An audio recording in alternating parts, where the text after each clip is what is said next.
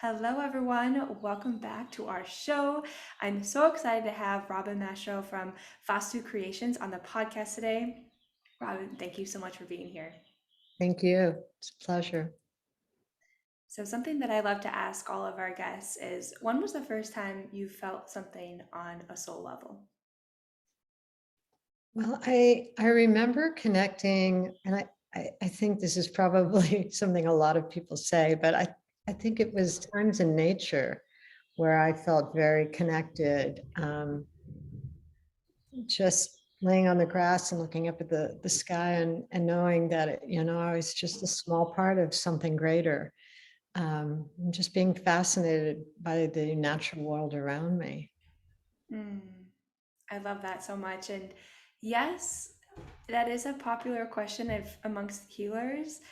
But I also just have to note that your husband, who is on the podcast, had the exact same answer, which is so beautiful of how similar you two. Yes, well, I'm not surprised about that either. Do you have any specific memories of being out in nature, like a specific scene that you have? I have this, how you have little kind of moments where you remember yourself as being very, very young. And I remember being outside and carrying on a conversation with a family of daddy longlegs. They're like spiders, Mm. which is very interesting to me now because spiders are not my fave, in the house, but that was something that I felt very comfortable with. And I actually felt like I was communicating with them and that it wasn't unusual. That was, um, you know, that's how young I was. It just felt natural to be able to communicate with all living beings. So, Mm. I love that. Do you find yourself connected to the spirit of animals? oh, definitely. I mean, we just lost a dog a Mm. few weeks ago, who was, I think he was my familiar. And I think a lot of women say that their cats are their familiar, but this dog was like my heart. And so I really feel um, he was such a big part of our lives. I really feel like he took up a lot of um, space, just being present and very loving and always happy, always Mm. happy. In fact, this dog was such a amazing animal. He had a huge fan base. Well, people would write me or call me to see how he was, or come over Mm. to visit. Just him. Wow. He had such a great personality. So Mm. it's a huge part of my life that I'm realizing that he took up just by being around. And it is something to readjust that energy when you feel connected to animals and you realize that they play a huge part in your life. Definitely. I'm so sorry for your loss and just it's so beautiful how you speak of your dog and your loved one because it is so just like that kinship that you have and it's yeah, I don't want to put words in it because it's almost an indescribable. It's more like a feeling and more of that intuitive knowing that happens when you connect with animals. So that's very Yeah, special. I think that I think as a child, I felt very connected to nature and all the animals that we had. We always had a menagerie, always. Mhm. It was like I didn't have just a dog. I had, like 5 dogs and they were having babies and we were raising all kinds of Wow. animals. And my brother raised fish for the fish store and we had parakeets and iguanas and we Whoa. were just, and that's kind of how I was raised. So having that connection to animals just feels very normal to me. Yeah. Mm, I love that. I really see animals as such a reflection of nature. So it's really just us wanting to be around nature more. And I can see how that's why you maybe have been interested in a sector such as Vastu, which is all about nature based and being around the elements. But when was that first time you began to really study this ancient science of Vastu? Well, pardon me. I actually feel like Vastu is a very ancient science, 7 to 10,000 year old science of creating harmonious environments. But I think that my sense of the elements that make up this science was something I had an experience of even before I met my husband, who is like a scholar in the subject.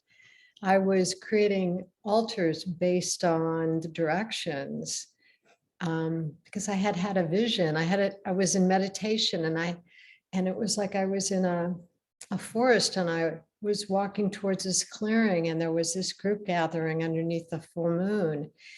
And I mean, the moon was just rising, so there was light, and they were doing this sacred ceremony. Every time I tell this story, I get chills. Mm. And and they were putting all their belongings that were valuable to them in this centered, beautiful golden hammered chalice. But the elements were represented around this chalice.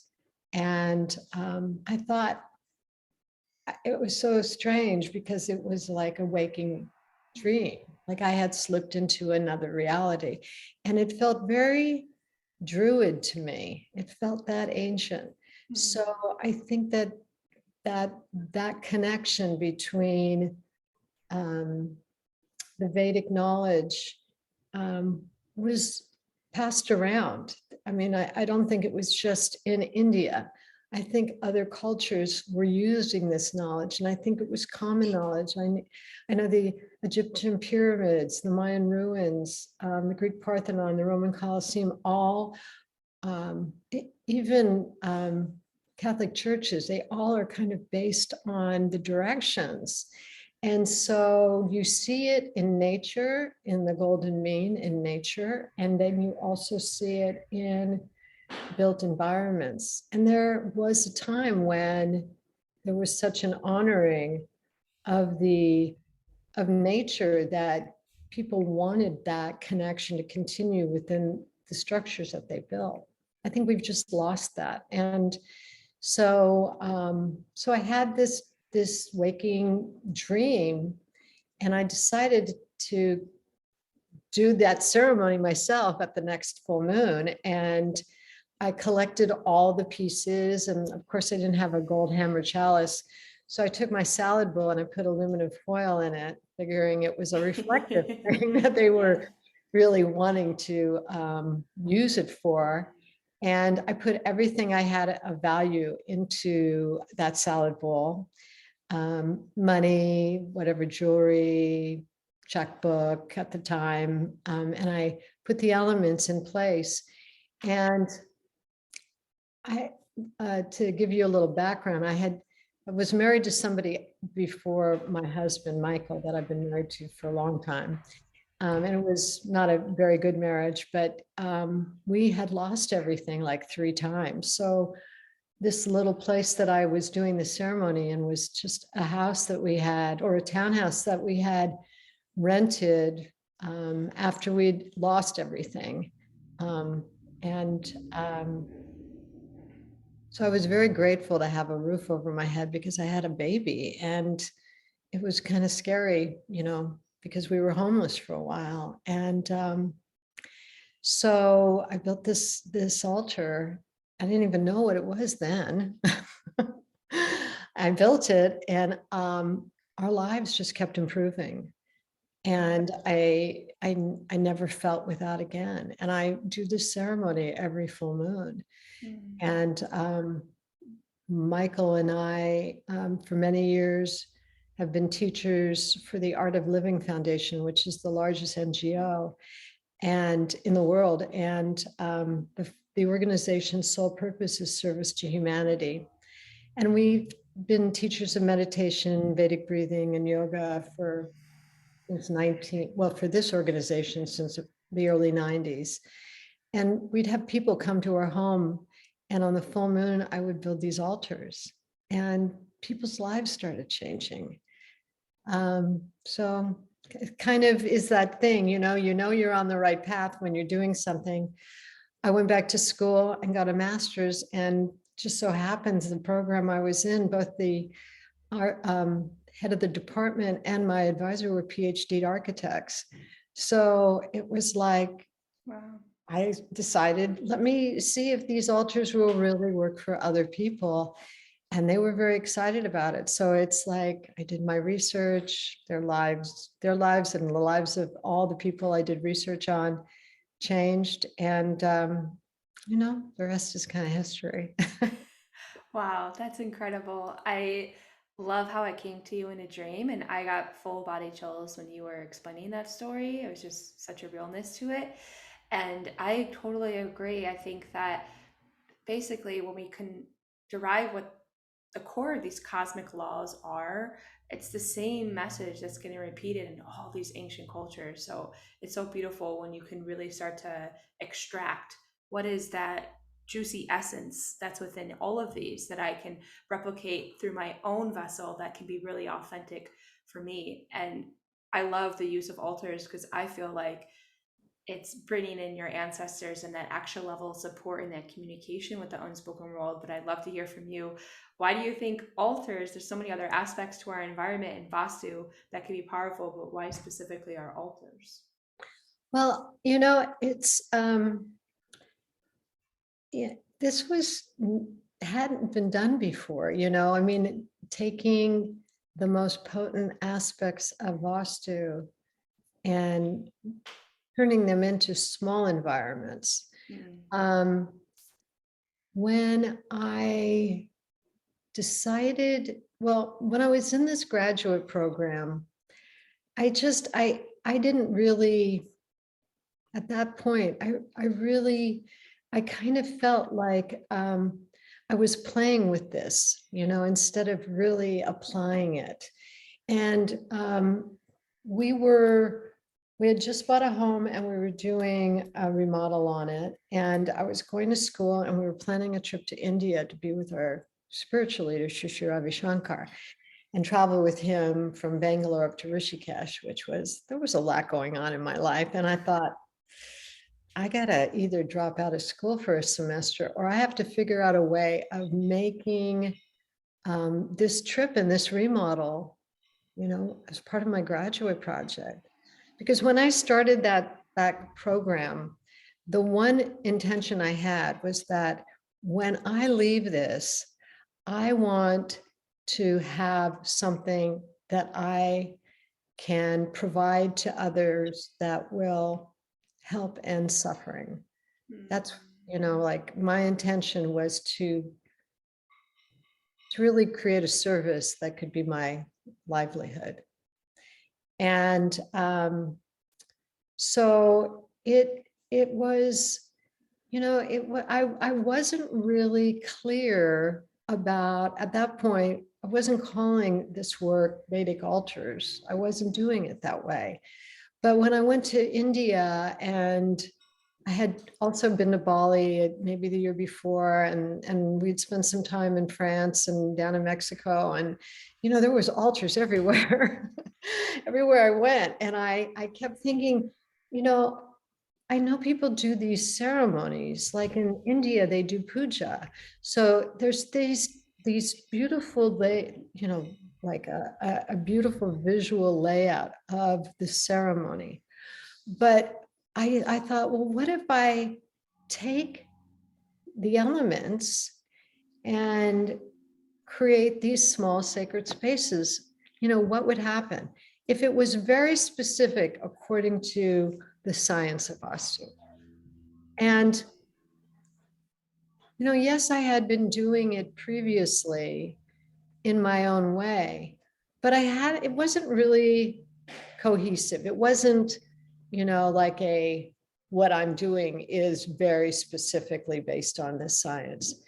It was a little different because there was a very earthiness to it. And I think that the Druid kind of vibe is a little different than the Vedic vibe. And I think it was very primitive and very very much about the mother. It was very much about that energy, which I'm very connected to.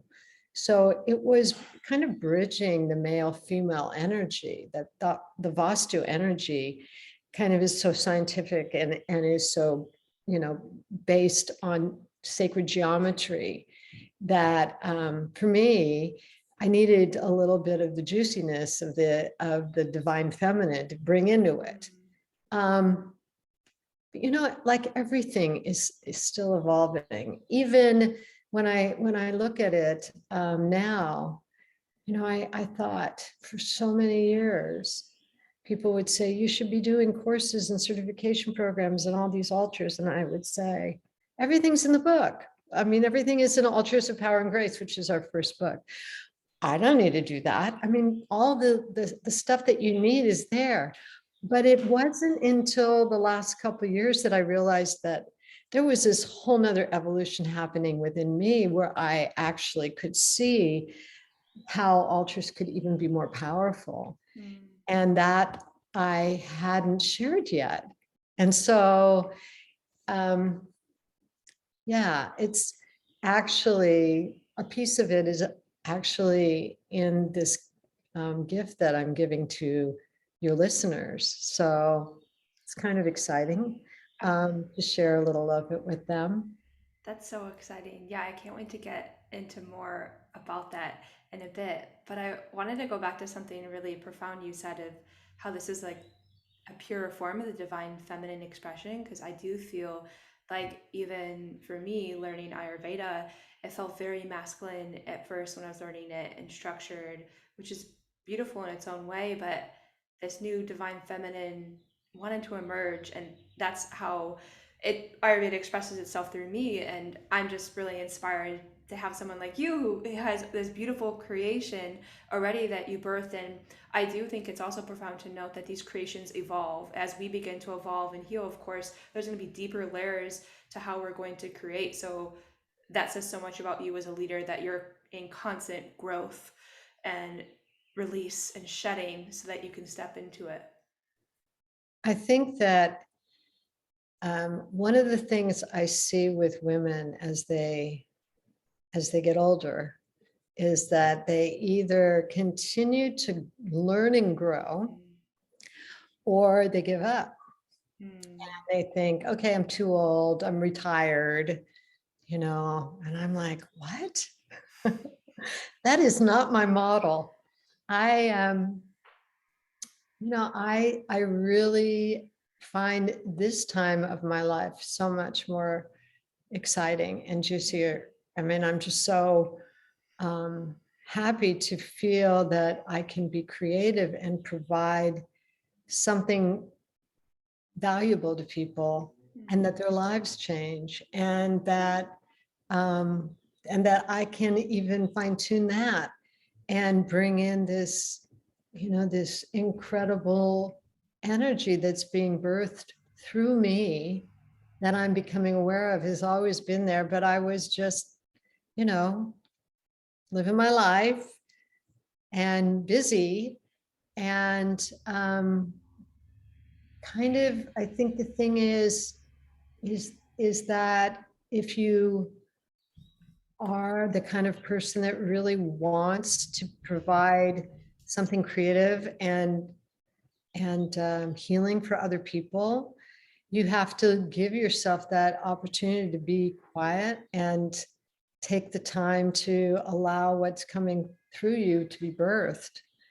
And I don't feel like I have all the answers, which is also kind of good. Because I'm still curious, I'm still learning. And I've just been very, very blessed to have some incredible guidance. And I feel very connected to the divine in a way that has taken years to develop. So I feel like if I can take that and offer it to people, that they'll meet me there instead of having to go through all of the layers of stuff. The energy is so profoundly potent right now. And I feel that the last couple of years have been really rendering, and we're still kind of going through it. But I think that later this year and into next year, things are really going to open up. And I think there is going to be a real, palpable shift that people feel. And they're going to want more of what we all offer. Mm. I feel that so much too. And one of my teachers, who's a Vedic astrologer, links a lot of this to Jupiter changing its sign into Pisces, where Jupiter is so comfortable in. And I think a lot of us that relate to as healers and being of service and to this planet of Jupiter can feel like this next, I think it's maybe 18th month cycle or so, that, yeah, supportive and nurturing energy to go into whatever we want to express and birth into this world. I'm really curious to hear, what are the elements that go into creating an altar? I mean, you develop this amazing, masterful creation on how to build an altar, but what are those elements? Well, they're earth, air, fire, water, and space, just like they are for Ayurveda. And I think it's in Vastu. Vastu is a directional science. Each of those elements have a place within the mandala of your home. Because in Vastu, we think that the environment is alive. And it's very interesting, like people have a sixth sense. They'll walk into a home that'll be really beautiful, but if it doesn't feel right, they don't feel good in it. And they sense that, they innately sense that. And I feel like Vastu explains why that's so. It's because one of the elements is out of balance, one or more. So an altar, just like this environment that I'm in, which is actually a friend's home, she's been working with us for over 20 years. She knows, because we've taught her what to look for. And this is like a second or third home for her. And she looked for an east entrance, and she looked for a master bedroom in the southwest and a kitchen in the southeast. And all these things are related to elements. So in Vastu and in an altar, the air element, which affects the mind, is in the northwest. The water element is in the northeast, and that affects our spiritual growth, the health of our lives in that way.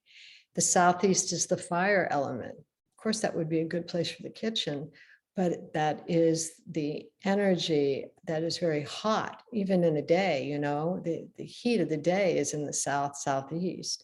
And the southwest is the earth element. So the grounding energy. And it's like a cycle. If you look at a Vastu altar, it is actually this very yielding feminine energy that moves from the air element into the water element. It's like the mind is birthing a concept, and the idea takes time to gestate, right? And so you birth it, and then it's like it just is forming in the southeast, that fire element that's needed to really create. And then it's birthed in that earth, that grounding of that physical energy. So it's almost like when you take an altar, you have this feminine energy in the air and the water elements, and this masculine energy in the fire and the earth elements. And you come together in the middle, which is like the space element, right? And that is where you set your intention. That is your divine funnel to what is known but never seen. And that is your higher self or God, goddess, all that is. You need to be able to find a vehicle through meditation, through chanting, through yoga, through Ayurveda, through Vastu. You find these channels to allow this cosmic energy to impact your life. This is just a very specific way of doing that, because in the mandala of altars, each of the 8 directions has a specific aspiration attached to it. So you can create a health altar when you're in crises, or when you have a friend that's not well, or a family member. You can create a abundance altar in the north when that's something that you're really working on, or a career altar in the south. Each of the directions has these aspirations attached to them, and they are there's colors and planets and mantras and yantras all attached. I mean, is very layered, and kind of fun. And like the, I'm not, your normal Vedic kind of person. I'm a little goddessy, a little witchy. I like all of that. I want all of that. I think that has been missing from a lot of the kind of rigidity that we're moving out of, that has been very kind of male supervised and dominated and dictated. And so what we haven't realized is that pre 2,800 years ago, everything was about the goddess. Everything was about the divine feminine. The women were the goddess queens. They were the ones that kind of dictated. And there wasn't this war, and there wasn't this strife, and there wasn't us and them, rich and poor. And so I think we're coming back to healing that incredible divide that we have experienced, where there was a complementary relationship, and you see it in Ayurveda. We want that blending, that balance to occur. And if one of those pieces is missing, you feel it. You feel it physically, you feel it emotionally, you feel it spiritually.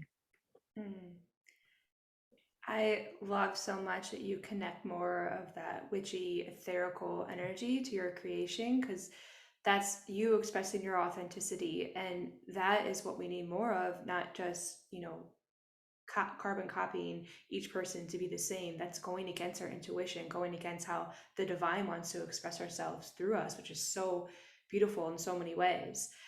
Kind of getting a little granular on looking at altars, I had a question thinking, if I'm facing my altar, do I do it based on the directions in my environment, or do I do it based on the directions of my altar? So, like if I'm facing in front of my altar, the north would be at the top of my altar.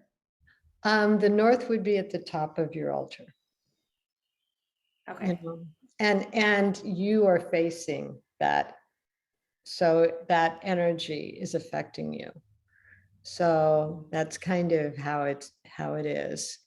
It's like when you design a house per Vastu, they have specific areas that you want to enter from a certain area. You don't want so many windows in a certain area. You want the slope to be in a certain way. And all of that has a very specific value. And even like 7,000 to 10,000 years ago, they knew why. We think that we came up with all of this in the last 2,000 years. Everything is new. There's nothing new on the planet. I mean, we've been here a long, long time, and I'm sure the people were very intelligent 80,000 years ago as they are now. So it's just us really developing this idea that we're creating new stuff all the time. And I mean, they talked about jet propulsion in the Vedas, for God's sakes. They knew it all. They did. It's miraculous every single time I think about it. and the specificity of everything is just, oh, that's why I get so excited learning about the Vedas so much. I'm curious talking about this summer solstice altar, which I know our community will have a chance to um, have your beautiful offering, the gift that you have. But what are some of those elements or characteristics that go into a summer solstice altar, and how can that be powerful? Well, I think that, here it is, the solstice is the balance of that male, female, dark and light energy. So it's very, very powerful for manifestation. And I always suggest to people, if they can find things, collect some of those things from nature, that would be really great. So things that go on the altar are symbolic things. It's like a feather could be an air element. Incense can be an air element.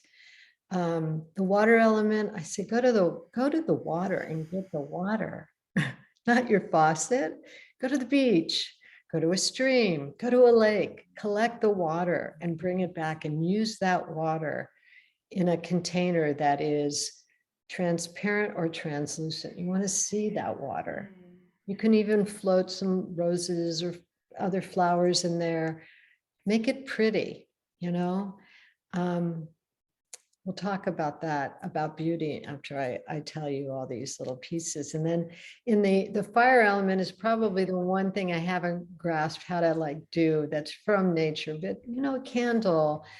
Some people even use a small Himalayan salt lamp, even though, but it's electrical, so that'll work. Incense can work in the southeast, and it can also work in the northwest, because fire, but also air, right? So, it's two things at once. The earth element can be sand from the beach. It could be pebbles. It could be a crystal. It can be, some people put uncooked rice in a bowl. People put dirt in a bowl.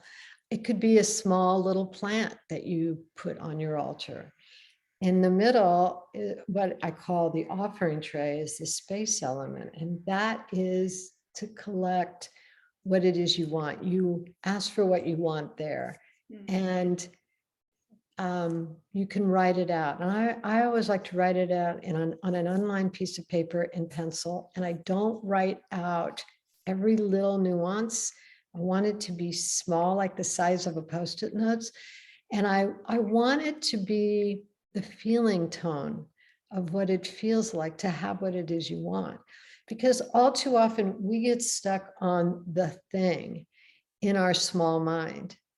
And it isn't that. That's not what you want. You want to feel all of that goodness that comes from having what you think you want. But the small mind kind of will limit you.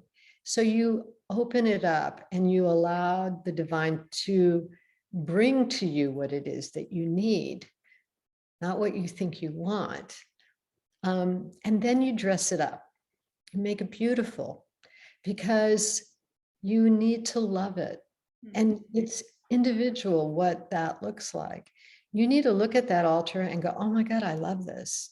So those things that are on that altar, even when you decorate it to make it beautiful, each one of those pieces has to feel kind of like, wow, I love this. I love this. This is going to look so good on my altar. And I say to people, go shopping in your house. And then if you can't find everything, then go into nature. And if you can't find everything there, you can go to like a secondhand store. It's amazing what you find in the most unusual places, but it's kind of fun.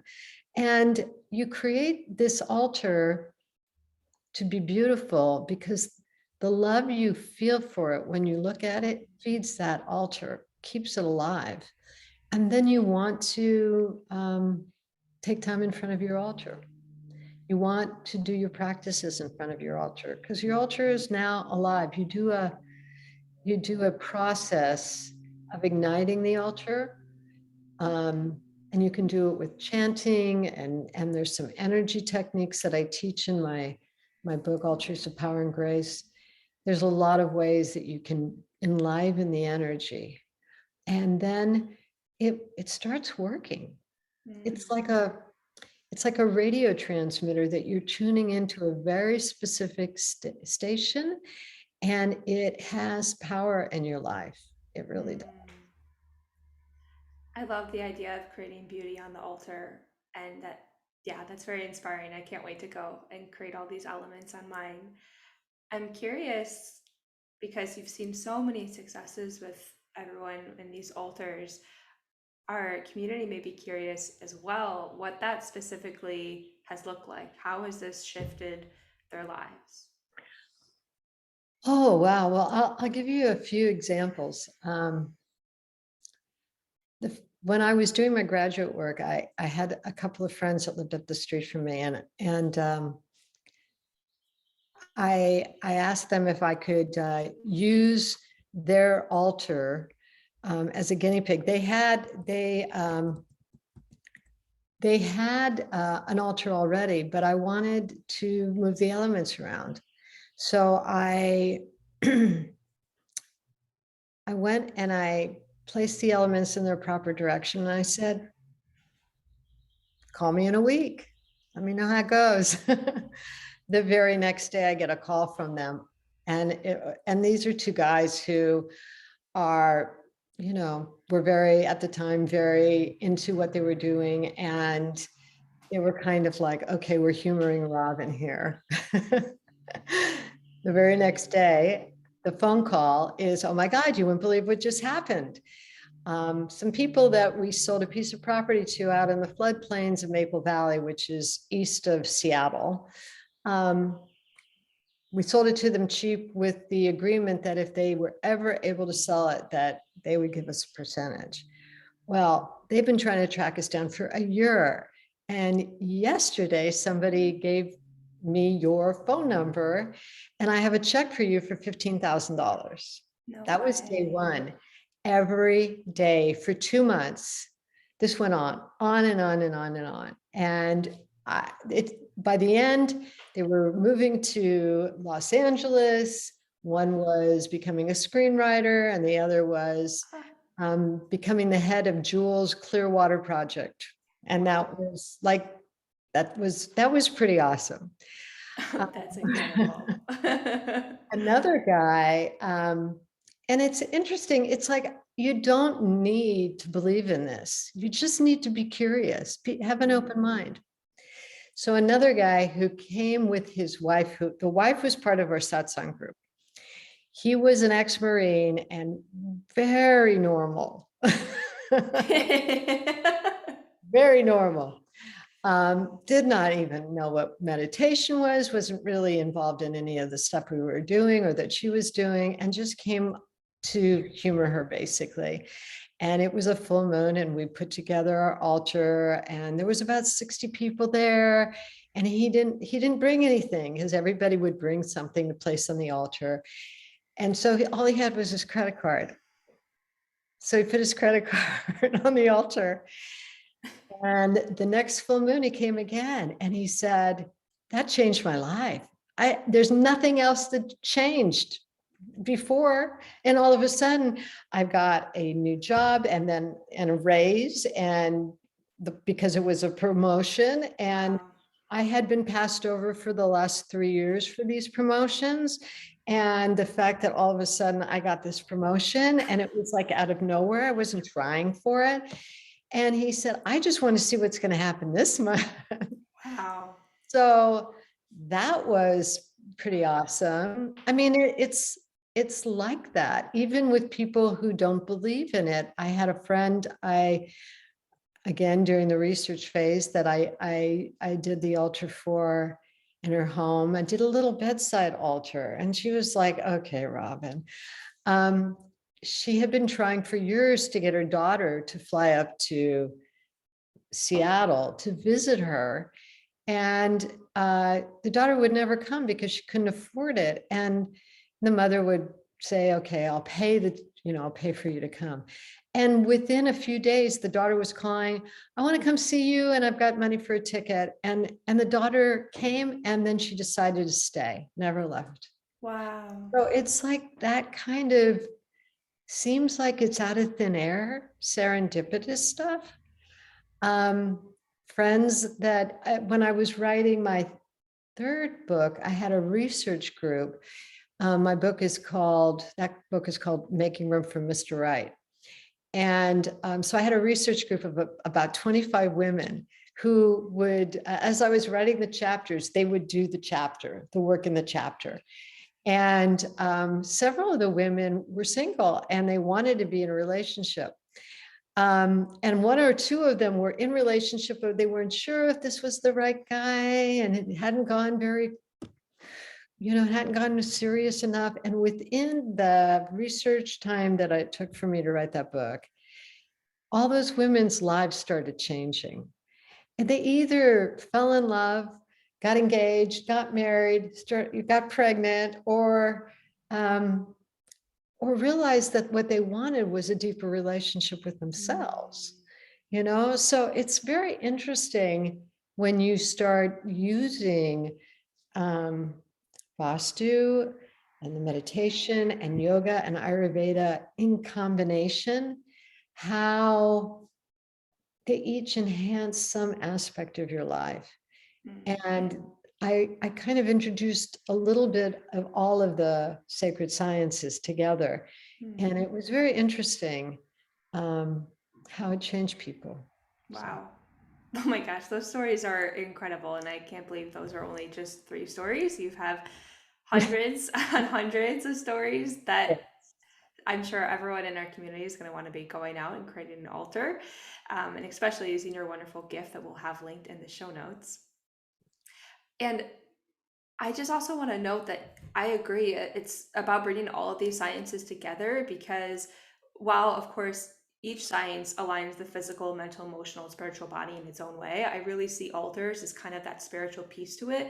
That's why we can't really name how it happens. And it's just divine is just synchronizing our life together. And it's that unseen world. And I do think it's a part of our body that we sometimes disconnected to. So I just want to name that. That felt really important. I think also it's like, sometimes we don't feel very powerful in our lives. We feel more at the effect. Here is a way that you can actually connect to source. And I feel there's even an altar for when you are at your wit's end. It's a transformation altar. And it's like, somebody has got a terminal illness, or you lost your job, or your child is, like acting up, or, you just don't feel you have the answer. And it's a place to go and bow down and like ask for help. And I think all the altars in a way have that connection, and they help people. It just helps prevent suffering too much. Let's put it that way. Because sometimes it takes a while for people to come to a spiritual relationship within themselves. Sometimes you get to your knees and you realize, I really don't know how to get out of this. And nothing I'm doing is working. At least it may work temporarily, but it's not making me happy. It's not bringing me that deep satisfaction that I long for, or the kind of relationships that I want, or I feel like I'm not connected to anything that has any value in my life. And this kind of makes you feel empowered. You realize that you're not alone, and I think that's kind of the element where when you can divine your life in relationship with the unseen forces that control your life, it's like when you have that relationship to that which is there in our lives, that it's the unnameable, right? That really helps you feel like even in the darkest times, that you have some sort of support to get out of it. Hmm. Yeah, that's so beautiful. I totally agree. It's that asking for help and at the same time, total surrender, come to your knees moment because it's again, yeah, it's something that happens outside of you. I'm curious to hear what altar you're currently working with. And noted, obviously, we're recording this at the end of March, and this will probably come out in June during the summer solstice. Right.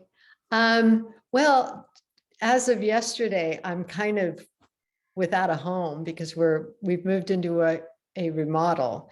And so I had to take all of my altars that were throughout my house down. And so what we have is just our puja altar right now, which faces east, and that we meditate in front of. And but at home, I had two or three altars that I would consider my working altars that were specifically mine. Mm. So yeah, always a health altar, that's and I also had an abundance altar, but my abundance altar was really dedicated to the Divine Mother, to Mother Mary, and the goddess energy. So did a lot of work in front of that. Ah, beautiful. And I know you mentioned your amazing book, Life Changing Altars, that our audience can buy so they can know how to build their altar. Um, and I'm sure you have wonderful tech tools and techniques all in that lovely book. What are some other offerings that are, or if our audience is curious to work with you, how can they do that? Well, we have three books on Vastu if they want to learn about Vastu. Altars of Power and Grace, which was basically my graduate work in whole Mm. systems design, and that won 10 National Literary Awards when it came out. It won Wow. the year 4 times. Oh my Um, gosh. and then The Way of Vastu, also award winning. And my third book um, is Making Room for Mr. Right, How to Attract the Love of Your Life. And Mm. so there are three books right now. Um, uh, I am putting together this year and early next year, I'm going to be doing two in-depth courses on altars and like an introductory level where I'll go into more of the application and then the advanced that will lead to certification if somebody chooses that. And that will be more bringing in that divine energy, that balance of the male-female energy that I'm really relishing right now. Uh, I love that. That's going to be incredible. And I'm definitely interested in it. And so excited for just all the knowledge that you brought on this podcast. And I will have the link for our community to get to experience your beautiful gift. So if you want to create an altar for the summer solstice, aligning with that divine masculine and feminine energy for manifestation for the year, be really potent and powerful. I will definitely be partaking in that as well. And I just want to thank you so much for your time and how your brilliance and the wisdom. It's just so beautiful to listen to you and how it just kind of comes through you. You're such a channel. So thank Mhm. you so much. Well, thank you. I really appreciated spending time with you today. Awesome. All right, everyone. We'll see you next time on the show. Have an amazing day.